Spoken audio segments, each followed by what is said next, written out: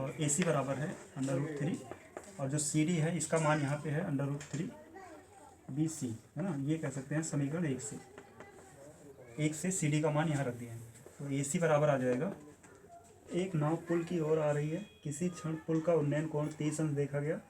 नाव के उसी चाल से 4 मिनट चलने के पश्चात पुल का उन्नयन कोण 60 अंश हो गया, तो पुल तक पहुंचने में कितना और समय लगेगा ये बताना है। तो यहाँ पर कहा गया है एक पुल है और इस पुल की तरफ कोई नाव मान लिया यहाँ से आ रही है इस तरफ, है ना। और इस किसी क्षण जो है अगर इस पुल से नाव को देखा गया तो उन्नयन कोण जो है ये 30 अंश है, ठीक है। और उसके 4 मिनट बाद, है ना, 4 मिनट चलने के बाद अब नाव यहाँ पहुँच गई और यहाँ से अब देखते हैं ये जो उन्नयन कोण है ये 60 अंश हो गया, ठीक है। क्योंकि यहाँ से यहाँ तक आने में मान लिया A, B, C और D है, तो कहेंगे A से B तक अगर देखा जाए तो समय, है ना, ये दिया गया है 4 मिनट, समय लगा 4 मिनट, ठीक। तो अब ये बताना है कि यहाँ से B से मान लिया C तक आने में कितना और समय लगेगा, ठीक है। तो अभी देखो तो A से B तक जब आ रहा है तो ये समय इतना है और चाल भी कुछ होगी, है ना। तो चाल मान लेते हैं यहाँ पे, ये है U मीटर पर मिनट, ठीक है, चाल। तो जब चाल पता है, समय पता है, तो यहाँ से दूरी निकाल सकते हैं, है ना। दूरी बराबर होता है चाल गुणे समय। चाल U है और ये 4 है तो ये हो जाएगा 4U।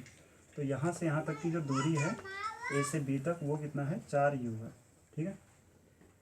अब इसके बाद यहाँ से B से C तक आने में देखा जाए, B से C तक, तो यहाँ से केवल चाल पता है ना। चाल बराबर, क्योंकि चाल वही है जिस चाल से यहाँ आ रही है, चाल U है। और अगर हमें ये दूरी पता चल जाए तो हम समय निकाल सकते हैं ना, जो पूछा गया है। तो सबसे पहले यहाँ से BC का मान निकालना पड़ेगा। तो अब यहाँ से त्रिभुज लेते हैं, एक बार यहाँ से ये 2 बार ये D है ना। तो यहाँ से BCD, त्रिभुज BCD में इसमें देखा जाए तो 60 अंश दिया हुआ है, tan लगाते हैं, tan 60 अंश। तो tan होता है ये परपेंडिकुलर अपॉन बेस, तो ये रहेगा CD अपॉन BC, ठीक है। tan 60 अंश का मान है √3 और यहाँ से CD वही रहेगा, है ना। BC भी नहीं पता है और BC को यहाँ गुणा कराते हैं तो ये बनेगा √3 BC = है CD। ये एक समीकरण मान लेते हैं, ठीक है। और अब इसी प्रकार से दूसरा त्रिभुज, ये बड़ा वाला लेंगे, त्रिभुज ACD में, ठीक है, ACD ये है, इसमें 30 अंश है तो कहेंगे tan 30 अंश, ये बराबर होगा, ये भी परपेंडिकुलर अपॉन बेस, तो ये परपेंडिकुलर है और ये बेस पूरा है AB, सॉरी AC है ना, यहाँ से यहाँ तक AC। tan 30 अंश का मान है 1/√3, CD वैसे रहा और बटे में AC अभी वैसे रखते हैं, है ना। अभी इसको गुणा कराते हैं तो AC बराबर हो जाएगा √3 CD, ठीक है। और इसी को और सॉल्व करें तो CD और AC बराबर है √3 और जो CD है इसका मान यहाँ पे है √3 BC, है ना। ये कह सकते हैं समीकरण 1 से CD का मान यहाँ रख दिया है। तो AC बराबर आ जाएगा, ये दोनों मिलके 3 हो जाएगा, 3 BC, है ना। और AC को अगर तोड़ा जाए, AC यहाँ से यहाँ तक है, AB + BC, AC को लिख सकते हैं AB प्लस का BC बराबर है 3 BC। और इस BC को इधर भेजेंगे और AB का मान भी रख सकते हैं यहाँ से, AB बराबर कितना है 4U और ये बराबर हो जाएगा 3 BC माइनस का BC, ठीक है।